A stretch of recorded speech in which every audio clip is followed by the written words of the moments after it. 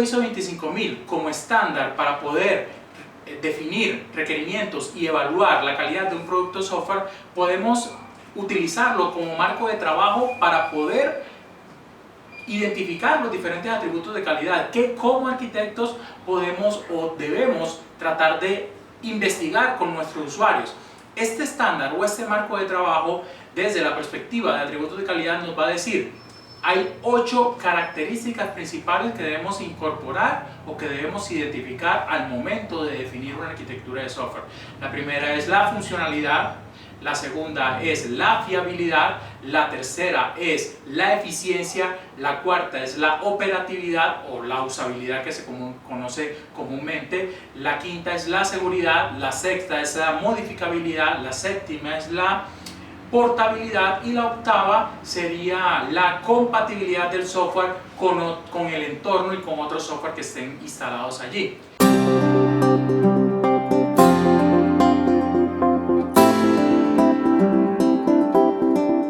Quiero detallar en cada una de estos atributos o de estas características para ver qué elementos son relevantes. La primera de ellas es la funcionalidad. ¿Y por qué empiezo con la funcionalidad? Porque realmente al momento de hacer una arquitectura, si nosotros decidimos o tomamos decisiones de diseño, estas deben estar orientadas a cumplir con unas características no funcionales, pero lo más relevante es que el objetivo del negocio, o sea, la funcionalidad que busca nuestro cliente, se supla con el software que estamos haciendo. Entonces, como arquitectos no podemos dejar a un lado la funcionalidad como atributo de calidad, y es lo que primordialmente nos va a definir que el software tiene calidad. Entonces, la funcionalidad tiene diferentes atributos de calidad o diferentes subcaracterísticas al momento de trabajar con ella.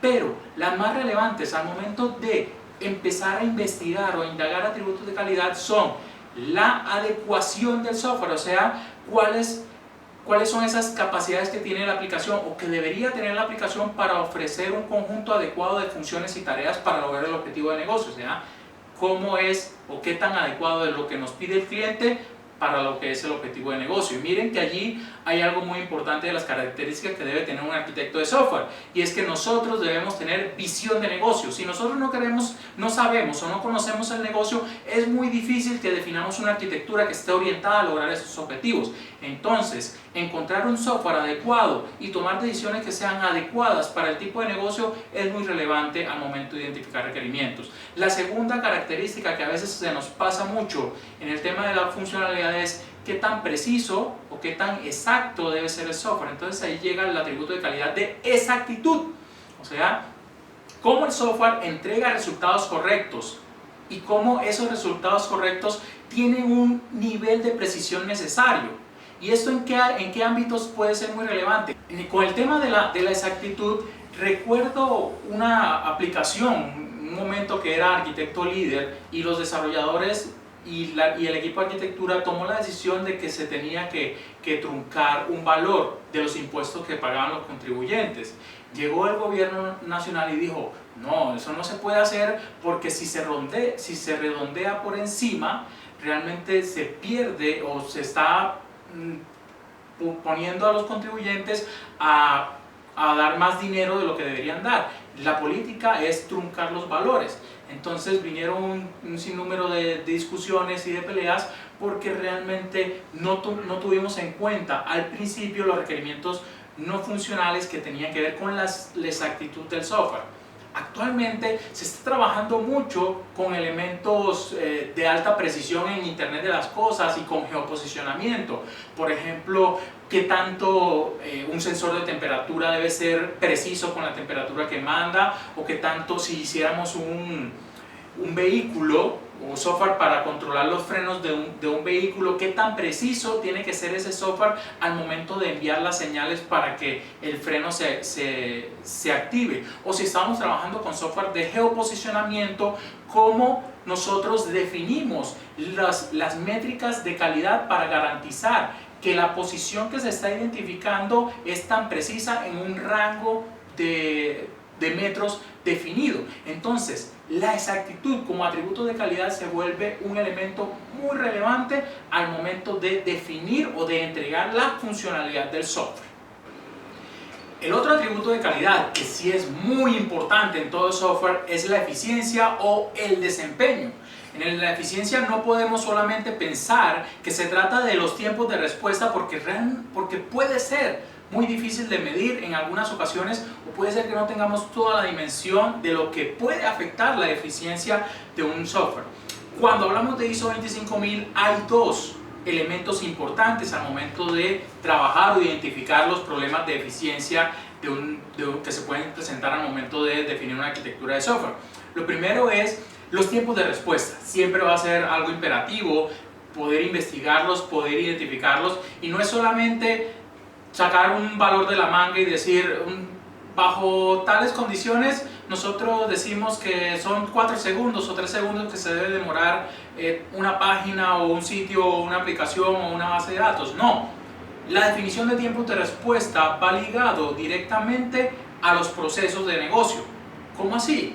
Cuando nosotros nos dicen, ve, es que esta aplicación tiene que demorarse 10 segundos, es porque hay un proceso de negocio detrás que necesita que eso se demore 10 segundos, no porque un cliente se lo inventó, no porque un usuario dijo que él quería o que él veía que por percepción tenía que ser ese valor. Cuando nosotros miramos una fila de un banco o una fila en un supermercado, ellos pueden tener métricas por medio de la ingeniería industrial para saber en cuánto tiempo se debe atender máximo cada cliente, dependiendo de la cantidad de productos que tenga o de la cantidad de operaciones que vaya a hacer. Esa métrica debe ser un insumo relevante para que al momento de que un arquitecto indague o trabaje con los requerimientos no funcionales, poder extrapolarlos o poder sacar de allí información que sirva para definir los tiempos de respuesta de la aplicación.